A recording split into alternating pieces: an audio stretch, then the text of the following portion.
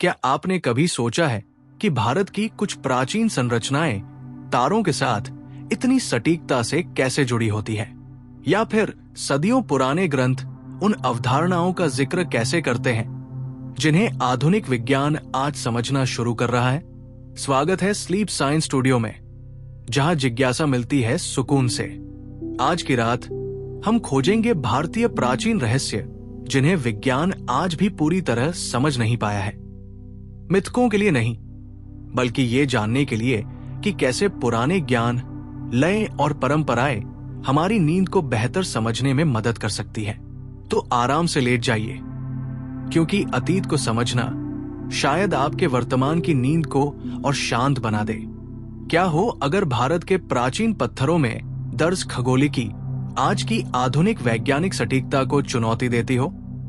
हजारों साल पुराने छोटे से गांव कोणार्क, हम्पी या उदयगिरि के पत्थरों पर उकेरे गए ज्योतिर्लेख केवल कला नहीं, बल्कि ऐसी खगोलिक गणनाएं दर्शाते हैं जिन्हें आज का विज्ञान भी पुनर्निर्माण में समय लेता है।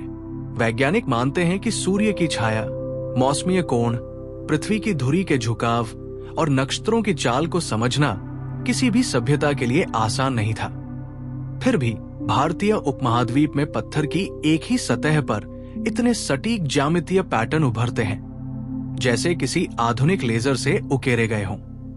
जब आर्कियोलॉजिकल टीम्स इन स्थलों पर पहुंचती है, वे पाती है कि कई संरचनाएं आज की खगोलिक मानकों के हिसाब से भी लगभग मिलीमीटर तक की शुद्धता से संरेखित है। जैसे सूर्य मंदिर का 52 डिग्री का अलाइनमेंट या हम्पी का पत्थर जो सर्दी की संक्रांति पर बिल्कुल केंद्र में सूर्य का प्रकाश पकड़ लेता है। विज्ञान ये मानता है कि इतनी सटीकता के लिए आवश्यक गणनाएं, जैसे सौर वर्ष की लंबाई, नक्षत्रीय विक्षेपण या धुरी परिवर्तन, उन्नत गणित और पीढ़ियों तक चली अवलोकन परंपरा के बिना संभव नहीं थी। लेकिन सवाल यह है कि ये ज्ञान संरचनाओं में इतनी मजबूती से कैसे समाहित था कि समय, भूकंप और मौसम भी उसे मिटा न सके। और सबसे बड़ा प्रश्न ये है, क्या हमने इन पत्थरों से उतना ही समझ लिया है जितना वे बताते हैं, या उनमें अभी भी ऐसी गणनाएं छिपी है जो हमारी वर्तमान वैज्ञानिक समझ को भी आगे बढ़ा सकती हैं? कल्पना करें कि हजारों साल पुरानी भारतीय गुफाओं में तराशी गई ध्वनि विज्ञान आज भी आधुनिक ऑडियो इंजीनियरिंग के नियमों से मेल खाती है। एलिफेंटा, बादामी या अजंता की गुफाओं में जाकर जब वैज्ञानिक लेजर, माइक्रोफोन और साउंड वेव मैपिंग तकनीक का उपयोग करते हैं, तो वे पाते हैं कि छोटी सी प्रतिध्वनि भी दीवारों पर इस तरह उछलती है जैसे किसी हाईटेक ऑडिटोरियम में हो।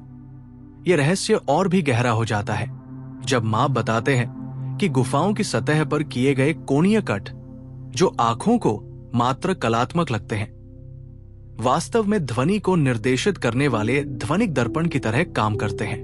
कुछ स्थानों पर तरंगे परावर्तित नहीं होती, बल्कि नरम होकर अवशोषित हो जाती है, जैसे आधुनिक स्टूडियो के साउंड डेडनिंग पैनल। वैज्ञानिक मानते हैं कि इतनी उन्नत ध्वनिकी को बिना धातु के उपकरणों, बिना गणितीय सॉफ्टवेयर और बिना वैज्ञानिक ग्राफ के कैसे प्राप्त किया गया होगा। ये सवाल आज भी खुला है। इतने बड़े पैमाने पर उनके युग की साधनों के साथ त्रुटि मात्र 1-2 डिग्री की मिलती है, जो लगभग अविश्वसनीय है। लेकिन असली पहेली यह है, क्या इन गुफाओं में ध्वनि के ऐसे गुण भी छिपे हैं जिन्हें हम अभी तक माप ही नहीं पाए हैं? और अगर है, तो क्या हमारे आधुनिक थिएटर और स्टूडियो डिजाइन में अभी भी वे रहस्य इस्तेमाल हो सकते हैं? क्या हो अगर प्राचीन भारतीय जल प्रबंध संरचनाएं केवल इंजीनियरिंग नहीं थी, बल्कि भूभौतिकी और जलगतिकी के गहरे सिद्धांतों का जीवंत मॉडल थी? राजस्थान का बाड़मेर, गुजरात का अडालज या महाराष्ट्र के पैठन जैसे क्षेत्रों में बने बावड़ी संरचनाएं न सिर्फ पानी संग्रह करती थी, बल्कि तापमान को नियंत्रित करती थी, आर्द्रता स्थिर रखती थी और माइक्रो क्लाइमेट बनाती थी। जब वैज्ञानिक इनके अंदर तापमान सेंसर लगाते हैं, तो पता चलता है कि बाहरी तापमान 45 डिग्री सेल्सियस होने पर भी बावड़ी का अंदरूनी भाग 24-26 सी पर स्थिर रहता है, जैसे किसी प्राकृतिक एयर कूलिंग सिस्टम की तरह। पानी की परतें, हवा का प्रवाह, वाष्पीकरण और पत्थरों की तापीय चालकता, इन सब का संयोजन इतना संतुलित है कि ये पास पड़ोस के इलाकों का तापमान भी प्रभावित करता है। भूवैज्ञानिकों का मानना है कि इतनी परिष्कृत संरचना के लिए जमीन की ढलान, पानी का दबाव, जलीय खनिज और सूक्ष्म जलधारा का ज्ञान आवश्यक था, जो उस युग के उपकरणों से मापना लगभग असंभव लगता है। तो सवाल है, क्या ये संरचनाएं सिर्फ जल संग्रह का साधन थी, या प्राचीन वैज्ञानिकों ने धरती के भीतर छिपी जल ऊर्जा के प्रवाह को इतनी गहराई से समझ लिया था कि हम आज भी उसका पूरा विज्ञान नहीं लिख पाए हैं? क्या आप कल्पना कर सकते हैं कि प्राचीन भारतीय पत्थरों के कुछ स्तंभ ध्वनि से कांपते हैं, जैसे उनमें कोई अदृश्य आवृत्ति छिपी हो? हम्पी के संगीत स्तंभ और भोजपुर जैसे स्थलों पर पाए गए पत्थर के मोनोलिथ जब हल्के से थपथ पाए जाते हैं तो वे अलग अलग आवृत्तियों की ध्वनि पैदा करते हैं, जैसे उनके भीतर प्राकृतिक ट्यूनिंग फोर्क छिपे हों। आधुनिक खनिज विश्लेषण बताता है कि इन स्तंभों की संरचना में क्वार्ट्ज, सिलिका और माइक्रोक्रिस्टल्स ऐसी मात्राओं में मौजूद हैं कि वे कंपन को साफ और लंबे समय तक बनाए रखते हैं। वैज्ञानिकों ने इन स्तंभों के 3D रेजोनेंस मॉडल भी बनाए, जिनसे पता चलता है कि उनकी आंतरिक संरचना ठोस नहीं, बल्कि ध्वनित्रंग यात्रा के लिए सूक्ष्म मार्गों से भरी है। इतनी बारीक इंजीनियरिंग बिना आधुनिक ड्रिल मशीन, बिना अल्ट्रासोनिक स्कैनिंग किस तरह संभव हुई? ये प्रश्न आज भी अधूरा है। और भी आश्चर्य की बात यह है कि कुछ स्तंभों की आवृत्तियां इतनी स्थिर है कि वे तापमान और आर्द्रता बदलने पर भी लगभग समान रहती है, जो सामग्री विज्ञान के हिसाब से असामान्य है। तो क्या ये केवल संयोग था, या प्राचीन निर्माता ध्वनि भौतिकी के ऐसे स्तर तक पहुंच चुके थे जिसकी औपचारिक भाषा हम आज लिखने की कोशिश कर रहे हैं? क्या हो अगर भारत के कुछ प्राचीन वेधशालाएं न सिर्फ तारों को देखती थी, बल्कि समय और पृथ्वी के घूर्णन को हमारे आधुनिक उपकरणों जितनी सटीकता से मापती थी? जयपुर की जंतर मंतर वेधशाला से लेकर विदिशा और कोलार जैसे स्थलों पर मिले खगोलीय अवशेष दर्शाते हैं कि प्राचीन भारत में कोण, ऊंचाई, दर्पणात्मक छाया और सौर चाप को इस तरह मापा जाता था कि आज भी वैज्ञानिक जब उनकी तुलना करते हैं तो त्रुटि 0.1-0.5% के बीच ही मिलती है।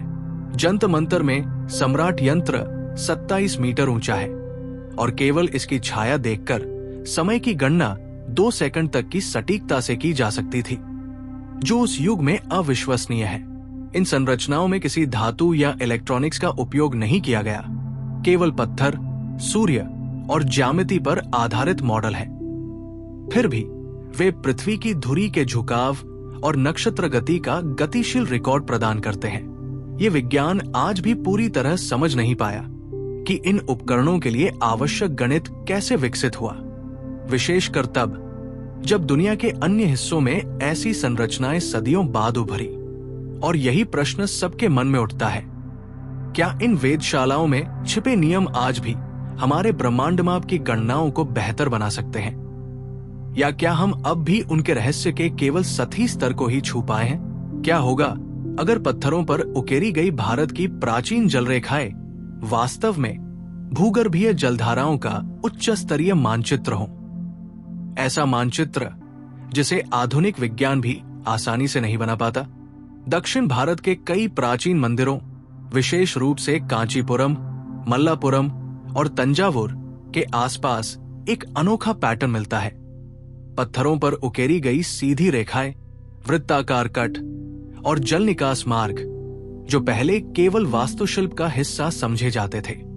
लेकिन जब हाइड्रोजियोलॉजिस्ट इन स्थानों पर ग्राउंड पेनिट्रेटिंग रडार और मैग्नेटिक रेजिस्टिविटी टेस्टिंग करते हैं, तो वे पाते हैं कि इन रेखाओं का 70-80% भाग ठीक उन्हीं भूमिगत जलधाराओं के ऊपर स्थित है, जहां आज आधुनिक तकनीक के अनुसार प्राकृतिक एक्विफर मौजूद है।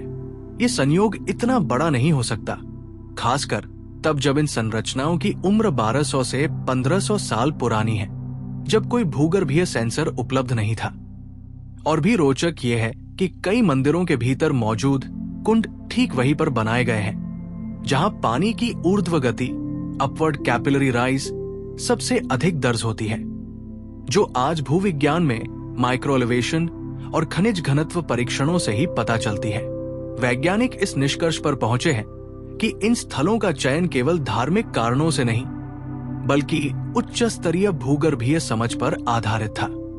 तो सवाल ये उठता है, क्या प्राचीन भारतीय निर्माताओं के पास ऐसा अवलोकनाधारित विज्ञान था जिसने उन्हें जमीन के भीतर बहने वाले पानी की अदृश्य दुनिया को समझने दिया? और यदि हाँ, तो क्या हम आधुनिक तकनीक के बावजूद उस समझ को अब तक दोहरा नहीं पाए हैं? कल्पना कीजिए कि 1000 साल पुराने भारतीय मंदिरों की पत्थर व्यवस्था तापमान बदलने पर सांसा लेती है, ऐसे जैसे पूरे परिसर में कोई जीवित थर्मोडायनामिक प्रणाली काम कर रही हो। खजुराहो, कोणार्क और तिरुवनंतपुरम के कई प्राचीन मंदिरों में प्रयोग किए गए बलुआ पत्थर और क्लोराइड शिलाएं सिर्फ सजावट नहीं है, वे तापीय विस्तार और संकुचन को नियंत्रित करने के लिए अत्यंत बुद्धिमत्तापूर्ण ढंग से व्यवस्थित की गई है। आधुनिक मटेरियल साइंस प्रयोगों में पाया गया कि इन मंदिरों के स्तंभ और दीवारें दिन में गर्म होकर फैलती है और रात में ठंडी होकर सिकुड़ती है, लेकिन ये विस्तार संकुचन पूरे परिसर में इतना संतुलित है कि बड़े पैमाने पर दरारें लगभग कभी नहीं बनती। ऐसा लगता है जैसे हर पत्थर की अपनी विशिष्ट भूमिका है, जैसे कोई प्राकृतिक डिसिपेशन नेटवर्क। जब इंजीनियर इन संरचनाओं का डिजिटल थर्मल मैप बनाते हैं तो उन्हें पता चलता है कि पूरे मंदिर परिसर में तापमान वृद्धि का प्रवाह एक जटिल लेकिन बेहद स्थिर पैटर्न में चलता है। ऐसा पैटर्न जो बिना धातु, बिना मोर्टार और बिना आधुनिक बाइंडिंग के प्राप्त करना लगभग असंभव है। तो रहस्य यह है, क्या इन मंदिरों को इस तरह डिजाइन किया गया कि वे पर्यावरण के साथ तापीय संतुलन बनाकर सदियों तक टिके रहें? और क्या ये ज्ञान हम आज की आधुनिक इमारतों के लिए पूरी तरह समझ भी पाए हैं? क्या हो अगर भारत के प्राचीन शिवलिंगों की गोलाकार संरचना वास्तव में तरल स्थिति फ्लूइड डायनामिक्स के एक दुर्लभ सिद्धांत का प्रयोग हो, ऐसा सिद्धांत जिसे आधुनिक विज्ञान अभी खोज रहा है।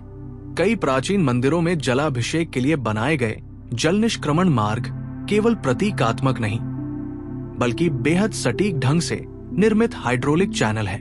वैज्ञानिक जब इन चैनलों का फ्लूइड डायनामिक मॉडल बनाते हैं तो पाते हैं कि पानी की गति, दबाव और गिरावट का कोण इस तरह नियंत्रित होता है कि जल प्रवाह हमेशा एक समान और स्थिर रहता है, चाहे बाहर का दबाव बदले या तापमान। ये गुण ठीक वैसा ही है जैसा आज लैमिनार फ्लो चैम्बर में देखा जाता है, जिनका उपयोग वैज्ञानिक प्रयोगों में किया जाता है। और भी आश्चर्यजनक यह है कि कई शिवलिंगों की सतह पर मौजूद हल्की गोलाई और शंक्वाकार ढलान पानी की ऊर्जा को फैलाने और शांत करने का काम करता है, ठीक वैसे ही जैसे आधुनिक इंजीनियरिंग में कॉनिकल एनर्जी डिफ्यूजर काम करता है। इतनी उन्नत फ्लूइड डायनामिक समझ बिना आधुनिक कैलकुलस, बिना सेंसर किस तरह विकसित हुई होगी? क्या ये केवल सौंदर्य शास्त्र था, या प्राचीन भारतीय निर्माता किसी ऐसे प्राकृतिक सिद्धांत को पहचान चुके थे जिसे हम आज दोबारा खोज रहे हैं? क्या होगा अगर भारत के कुछ प्राचीन शिलालेख सिर्फ भाषा नहीं, बल्कि गणितीय पैटर्न हो, ऐसे पैटर्न जो आधुनिक फ्रैक्टल ज्योमेट्री से मेल खाते हैं? कर्नाटक के हम्पी, उत्तराखंड के पांडुकेश्वर और ओडिशा के कई स्थलों पर मिले शिलालेखों में बनी आकृतियां पहली नजर में साधारण सजावट लगती है, लेकिन जब गणितज्ञ उन्हें डिजिटल रूप से स्कैन करते हैं तो उनमें दोहरावदार पैटर्न दिखाई देते हैं। ऐसे पैटर्न जिन्हें आज फ्रैक्टल ज्योमेट्री कहा जाता है।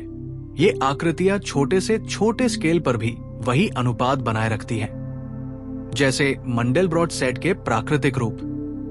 वैज्ञानिकों ने इन पैटर्नों को 3D में मैप किया और पाया कि कुछ संरचनाएं बिल्कुल वही गणितीय गुण दर्शाती हैं जो प्राकृतिक तटरेखाओं, हिमकणों और विद्युताघात में देखे जाते हैं। ये अत्यंत असामान्य है क्योंकि फ्रैक्टल गणित का औपचारिक विकास आधुनिक युग में हुआ। इन प्राचीन कलाकारों और वास्तुकारों ने ये दोहरावदार विन्यास कैसे पहचाना होगा? क्या ये प्रकृति के गहन अवलोकन का परिणाम था, या हमारे पूर्वजों ने किसी ऐसे दृश्यगणित को समझ लिया था जिसे हम आज समीकरणों में बांधने की कोशिश कर रहे हैं। कल्पना करें कि भारत की कुछ प्राचीन किलेबंद दीवारें भूमि परीक्षण, साइज्मिक रिस्पॉन्स को पहचान कर खुद को सुरक्षित रख लेती थी, ऐसे जैसे उनमें कोई प्राकृतिक भूकंपरोधी तकनीक छिपी हो। राजस्थान का कुंभलगढ़, महाराष्ट्र का रायगढ़ और तमिलनाडु के गिंगी फोर्ट जैसे किलों की दीवारें केवल रक्षा संरचना नहीं थी, वे भिन्न भिन्न प्रकार के पत्थरों की परतों से इस तरह बनी हैं कि भूकंपीय तरंगों का प्रभाव कम से कम हो। आधुनिक सिस्मोलॉजी परीक्षण बताते हैं कि इन दीवारों की परतें पी वेव और एस वेव को अलग अलग गति से अवशोषित करती हैं, ठीक वैसे ही जैसे आज की बेस आइसोलेशन तकनीक। जब भूवैज्ञानिक इन संरचनाओं के नीचे की नींव का अध्ययन करते हैं तो पाते हैं कि कई किलों में फ्लोटिंग बेस जैसी संरचना थी, यानी दीवारें जमीन पर सख्त तरीके से जमी नहीं थी, बल्कि थोड़े लचीले संपर्क बिंदुओं पर रखी गई थी ताकि भूकंप में झटका फैल जाए और दीवार न टूटे। इस तरह की तकनीक आधुनिक इंजीनियरिंग ने मात्र पिछले 100-150 साल में विकसित की है, लेकिन ये किले 500-900 साल पुराने हैं। तो क्या ये केवल संयोग है या प्राचीन निर्माताओं ने पृथ्वी की कंपन को समझकर उसे अपनी संरचनाओं में शामिल कर लिया था? क्या हो अगर भारत के प्राचीन मंदिर सिर्फ पूजा के स्थान नहीं थे, बल्कि ऐसे वाइब्रेशन इंजनों की तरह काम करते थे जो मानव मस्तिष्क की तरंगों को प्रभावित कर सकते थे? दक्षिण भारत के तंजावुर, चिदम्बरम और महाबलीपुरम के कई मंदिरों में वैज्ञानिकों ने विशेष ध्वनि परीक्षण किए और पाया कि इन संरचनाओं की दीवारें और गर्भगृह इस तरह से बनाए गए हैं कि वहां बोले गए मंत्रों की आवृत्ति 80-120 हर्ट्ज तक स्थिर होकर गूंजती है। ये वही आवृत्ति है जिसे आधुनिक न्यूरोसाइंस में आरामदायक मानसिक तरंग कहा जाता है। माइक्रोफोन आधारित अध्ययन बताते हैं कि पत्थरों की सामग्री, मुख्यतः ग्रेनाइट, अपनी क्रिस्टलीय संरचना के कारण ध्वनि को लंबी दूरी तक पहुंचाती है। इसके अलावा कई मंदिरों की गूंज संरचना, एको आर्किटेक्चर, बिल्कुल ऐसी है कि ध्वनि एक सर्पिल की तरह घूमती है और अपने केंद्र में वापस आती है, जैसे कोई ध्वनि चक्र। आधुनिक ध्वनि इंजीनियर कहते हैं कि इतनी सटीक ध्वनि योजना बिना किसी गणितीय मॉडल या सिमुलेशन के लगभग असंभव है। कुछ मंदिरों में पत्थर की सतह पर पाई गई तरंग जैसी पैटर्न ध्वनित रंगों को दिशा देने में मदद करती है, ठीक वैसे जैसे आज के कंसर्ट हॉल में लगाए जाने वाले अकूस्टिक डिफ्यूजर। तो क्या ये मंदिर केवल धार्मिक अनुष्ठान के लिए बनाए गए थे, या उनके निर्माण में ऐसा वैज्ञानिक ज्ञान भी शामिल था जो मानव मस्तिष्क और ध्वनि के रिश्ते को हमारी आज की समझ से कहीं पहले जानता था? क्या हो अगर भारत के कुछ प्राचीन शिल्प केवल कला न हो, बल्कि पृथ्वी के चुंबकीय क्षेत्र, जियोमैग्नेटिक फील्ड को स्थिर करने वाले वैज्ञानिक उपकरण हो? वैदिक युग के कई स्थलों जैसे नैनीताल, उज्जैन और वाराणसी के आसपास ऐसे पत्थर पाए गए हैं जो विशेष रूप से लौह समृद्ध, आयरन रिच चट्टानों से बने हैं। जब वैज्ञानिक इन पत्थरों की मैग्नेटोमीटर से जांच करते हैं तो पता चलता है कि इनमें प्राकृतिक रूप से चुंबकीय संरेखण, मैग्नेटिक अलाइनमेंट मौजूद है जो पृथ्वी के मैग्नेटिक फ्लक्स को स्थिर करने में मदद करता है। कुछ मंदिरों में गर्भगृह ठीक उस स्थान पर पाया जाता है जहां पृथ्वी के चुंबकीय क्षेत्र की रेखाएं एकत्र होकर उच्च घनत्व क्षेत्र बनाती है। एक ऐसा स्थान जिसे आज जियोमैग्नेटिक अनोमली जोन कहा जाता है। ये संयोग नहीं लग सकता, खासकर तब जब उस युग में कोई चुंबकीय सेंसर उपलब्ध नहीं था। कई प्राचीन संरचनाओं के नीचे पाई गई धातु समृद्ध मिट्टी और विशेष पत्थरों की परतें ऐसा संकेत देती है कि निर्माताओं ने चुंबकत्व का अवलोकनाधारित ज्ञान अर्जित कर लिया था। शायद पक्षियों की उड़ान, धातु की दिशा या प्राकृतिक खनिज धाराओं को देखकर। तो सवाल यह है, क्या इन प्राचीन स्थलों को ऊर्जा स्थिरता के लिए चुना गया था? और क्या आज भी हम उन स्थानों के चुंबकीय गुणों को पूरी तरह समझ नहीं पाए हैं, जबकि वे हजारों साल पहले मनुष्यों द्वारा इस्तेमाल किए जा चुके थे? कल्पना करें कि भारत के प्राचीन पत्थर के योगासन केवल कला नहीं, बल्कि बायोमैकेनिक्स और ह्यूमन एनाटॉमी का हजारों साल पुराना 3D मॉडल हो।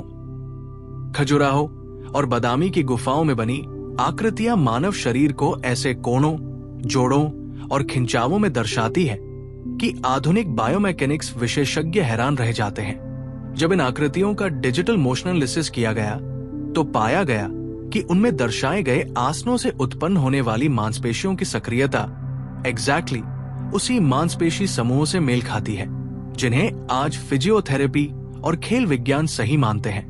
और भी दिलचस्प यह है कि कुछ शिल्पों में दिखाए गए आसन मानव रीढ़ की प्राकृतिक वक्रता, नेचुरल स्पाइनल कर्वेचर को ठीक वैसे दर्शाते हैं जैसे आधुनिक MRI स्कैन में देखा जाता है। इससे यह संकेत मिलता है कि प्राचीन कलाकारों को शरीर की गहराई से समझ थी, सिर्फ सतही आकार की नहीं बल्कि मांसपेशी तनाव, जोड़ गतिशीलता और श्वसन विस्तार की भी। कुछ विशेषज्ञों का मानना है कि ये शिल्प केवल आध्यात्मिक अभिव्यक्ति नहीं बल्कि प्राचीन मानव एनाटॉमी का दृश्य दस्तावेज है, जिनमें मानव कंकाल और ऊतकों के प्राकृतिक अनुपात आश्चर्यजनक रूप से सटीक है। तो क्या यह संभव है कि प्राचीन भारत में शरीर विज्ञान का ऐसा ज्ञान मौजूद था जिसे हमने आधुनिक प्रयोगशालाओं में दोबारा खोजा? और क्या उन शिल्पों में अभी भी ऐसे रहस्य छिपे हैं जो आधुनिक चिकित्सा को आगे बढ़ा सकते हैं? क्या होगा अगर भारत के प्राचीन शंखनाद केवल धार्मिक रस्म न हो बल्कि ध्वनि आधारित एयर प्यूरिफिकेशन के शुरुआती मॉडल हो? जब वैज्ञानिक शंखनाद की ध्वनि को हाई फ्रीक्वेंसी ऑसिलोस्कोप पर मापते हैं तो वे देखते हैं कि इसमें 230-250 हर्ट्ज का प्रमुख अनुनाद मौजूद होता है, जो हवा में मौजूद 1-3 माइक्रोन आकार के कणों को कंपन देकर तेजी से फैलाता है। ये वही सिद्धांत है जिस पर आज ध्वनि आधारित एयर शुद्धिकरण तकनीकें काम करती हैं, जहां विशिष्ट आवृत्तियां कणों को हवा में नीचे बैठाकर जगह को थोड़ी देर के लिए साफ कर देती है। इसके अलावा शंख का आंतरिक सर्पिल आकार ध्वनि को बढ़ाकर न केवल लंबी दूरी तक पहुंचाता है बल्कि तरंगों को इस तरह फैलाता है कि कमरे में ध्वनि का दबाव अचानक बढ़ जाता है, जिससे कई माइक्रोबियल कॉलोनियां अस्थायी रूप से निष्क्रिय हो जाती है। वैज्ञानिकों के अनुसार यह प्रक्रिया पूरी तरह प्राकृतिक है और इसे किसी तकनीकी उपकरण की आवश्यकता नहीं। तो प्रश्न ये है, क्या प्राचीन भारतीय समाज ने ध्वनि की शुद्धिकारी शक्ति को अवलोकन द्वारा पहचान लिया था? और क्या शंखनाद केवल प्रतीकात्मक अनुष्ठान नहीं बल्कि एक प्राचीन वैज्ञानिक उपकरण था? क्या हो अगर भारत में पाए जाने वाले विशाल सूर्य स्तंभ प्राचीन सोलर रेडिएशन मॉनिटरिंग सिस्टम हो? ऐसे सिस्टम जिन्हें आधुनिक विज्ञान ने सिर्फ पिछले कुछ दशकों में सही से समझा है। कर्नाटक, आंध्र और राजस्थान के कई स्थलों पर ऊंचे ऊंचे पत्थर के स्तंभ मिलते हैं, जिनके शीर्ष पर छोटी कटिंग या कोणीय सतह होती है। जब वैज्ञानिक इन स्तंभों की छाया गतिविधि को मापते हैं तो वे देखते हैं कि ये स्तंभ दिन के अलग अलग समय पर सूर्य के यूवी और IR विकिरण के आधार पर छाया की लंबाई में स्पष्ट अंतर दिखाते हैं। यूवी विकिरण के अधिक होने पर छाया का किनारा हल्का धुंधला और लंबाई थोड़ी अधिक मिलती है। IR के बढ़ने पर छाया थोड़ी गहरी होती है। ये वही सिद्धांत है जिस पर आधुनिक रिमोट सेंसिंग आधारित सौर विकिरण अध्ययन काम करता है। कुछ स्तंभों के शीर्ष पर मिली रेखाएं सूर्य के वार्षिक पथ को दर्शाती है, एक ऐसा ज्ञान जिसकी आज अर्थ सन जियोमेट्री में विशेष भूमिका है। इससे स्पष्ट होता है कि प्राचीन निर्माता सूर्य के प्रकाश की जटिल विशेषताओं जैसे उसकी ऊर्जा, कोण और तापीय प्रभाव को बारीकी से समझते थे। तो क्या ये स्तंभ केवल प्रतीक थे या वे वास्तव में सौर विकिरण मापन जैसे वैज्ञानिक उद्देश्य पूरा करते थे? और यदि हाँ, तो क्या हमारी आधुनिक तकनीक उनके अवलोकनों की पुष्टि करने में देर से पहुंची? क्या हो अगर भारत की प्राचीन गुफाओं में बनी रहस्यमयी वायु सुरंगें वास्तव में प्राकृतिक वेंटिलेशन सिस्टम नहीं बल्कि नियंत्रित वायुगतिकी एरोडायनामिक्स के हजारों साल पुराने मॉडल हों? एलोरा और बादामी की गुफाओं में वैज्ञानिकों ने जब एयर फ्लो सेंसर लगाए तो पता चला कि हवा केवल एक दिशा में नहीं बहती बल्कि गुफा के भीतर जटिल सर्पिल मार्ग बनाती है। ऐसे मार्ग जो तापमान, नमी और ऑक्सीजन मात्रा को स्वयं नियंत्रित करते हैं। आधुनिक इंजीनियरिंग में इस सिद्धांत को टर्बुलेंट लमिनार बैलेंस कहा जाता है, जहां हवा स्थिर भी रहती है और चलती भी, ताकि वातावरण ताजा बना रहे। गुफाओं की दीवारों पर पाए गए छोटे कट और कोणीय सतहें हवा को फैलाने, मोड़ने और शांत करने का काम करती है, ठीक वैसे जैसे आज एयरक्राफ्ट इंजनों में मौजूद फ्लो डिफ्यूजर करते हैं। वैज्ञानिकों ने पाया कि इन गुफाओं में CO स्तर बहुत कम रहता है, भले ही अंदर कई लोग हों। ये प्राकृतिक एयर स्क्रबर जैसा व्यवहार दर्शाता है। सबसे अद्भुत बात यह है कि ये संरचनाएं पहाड़ के भीतर काटकर बनाई गई हैं, जहां आधुनिक वेंटिलेशन मॉडल बनाना भी कठिन होता। तो क्या संभावना है कि प्राचीन भारतीय निर्माताओं ने हवा के व्यवहार को इतनी गहराई से समझ लिया था कि उन्होंने पहाड़ के भीतर ऐसे वायुतंत्र बना दिए जो आज भी काम करते हैं? और क्या हमारी आधुनिक एरोडायनामिक्स अभी भी उन संरचनाओं के स्तर तक नहीं पहुंच पाई है? क्या हो अगर भारत के कुछ प्राचीन मंदिरों में पाए जाने वाले रहस्यमयी जल प्रतिबिंब कुंड सिर्फ सजावट न हो, बल्कि प्रकाश विज्ञान, ऑप्टिक्स का हजारों साल पुराना प्रयोगशाला मॉडल हो? तंजावुर, कोणार्क और वाराणसी के कई प्राचीन मंदिरों के भीतर ऐसे जलकुंड पाए जाते हैं जिनका तल अत्यंत समतल है, जैसे किसी दर्पण की तरह। वैज्ञानिकों ने जब इन कुंडों में प्रकाश परावर्तन का अध्ययन किया तो पाया कि सूर्य का प्रकाश पानी की सतह से प्रतिबिंबित होकर गर्भगृह की पिछली दीवार तक पहुंच सकता है, और कुछ कोणों पर यह प्रकाश इतना सटीक होता है कि दीवार पर आकृति का स्पॉट बन जाता है। ये वही सिद्धांत है जिस पर आज फाइबर ऑप्टिक्स आधारित टोटल इंटरनल रिफ्लेक्शन काम करता है। और भी अद्भुत यह है कि कुंड की गहराई, उसके किनारों का ढलान और पानी की मात्रा, सब कुछ ऐसा प्रतीत होता है कि इन्हें प्रकाश की दिशा और तीव्रता को नियंत्रित करने के लिए बनाया गया हो। वैज्ञानिकों को यह भी मिला कि कुछ कुंड विशिष्ट दिनों पर विशेष प्रतीकों को रोशन करते हैं, जैसे कोई प्राकृतिक प्रोजेक्शन सिस्टम। प्रश्न यह है कि इतनी उन्नत प्रकाश विज्ञान की संरचना, जहां पानी, पत्थर और सूर्य तीनों एक साथ काम करते हैं, प्राचीन लोगों ने कैसे पहचानी होगी? क्या उन्होंने अवलोकन से ऑप्टिक्स का ऐसा जटिल मॉडल बना लिया था जिसे हम आज आधुनिक उपकरणों से समझते हैं? और क्या इन कुंडों में प्रकाश विज्ञान के ऐसे रहस्य छिपे हैं जो अभी पूरी तरह उजागर नहीं हुए? कल्पना करें कि भारत के कुछ प्राचीन स्तूप और वेधशालाएं केवल संरचनाएं नहीं, बल्कि पृथ्वी की धड़कन यानी शुमान्य रेजोनेंस को महसूस करने वाले प्राकृतिक फ्रीक्वेंसी एंटेना हों। अमरावती, सारनाथ और सांची जैसे प्राचीन स्तूपों की गोलाकार संरचना देखने में सरल लगती है, लेकिन जब वैज्ञानिक इनके आसपास के विद्युत चुंबकीय EMF डेटा को रिकॉर्ड करते हैं तो पाते हैं कि ये संरचनाएं पृथ्वी के प्राकृतिक 7.83 हर्ट्ज के अनुनाद को अन्य स्थानों की तुलना में अधिक स्थिरता से पकड़ती है। ये वही आवृत्ति है जिसे आधुनिक भौतिकी में पृथ्वी और आयन मंडल के बीच की ग्लोबल लय कहा जाता है। स्तूपों की गोल परतें, उनके भीतर मौजूद वायुमार्ग और उनकी ऊंचाई चौड़ाई का अनुपात ऐसा है कि वे प्राकृतिक M तरंगों को अवशोषित नहीं करते, बल्कि उन्हें चारों दिशा में समान रूप से फैलाते हैं, जैसे कोई फ्रीक्वेंसी इको चेंबर। वैज्ञानिक चकित है क्योंकि ये आधुनिक इंजीनियरिंग का सिद्धांत है, और इन संरचनाओं में न धातु थी, न तार, न कोई सेंसर।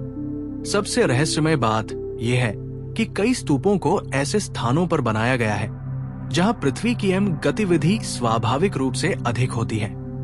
ऐसे स्थान जिन्हें आज जियोस्पेशियल अनोमली जोन कहा जाता है। तो सवाल ये उठता है, क्या प्राचीन निर्माताओं ने पृथ्वी की इन सूक्ष्म तरंगों को महसूस करने का कोई प्राकृतिक तरीका खोज लिया था? और यदि हाँ, तो क्या पूरी पृथ्वी को समझने का कोई प्राचीन मॉडल हमारे सामने खड़ा है जिसे विज्ञान अभी खोलना शुरू कर रहा है?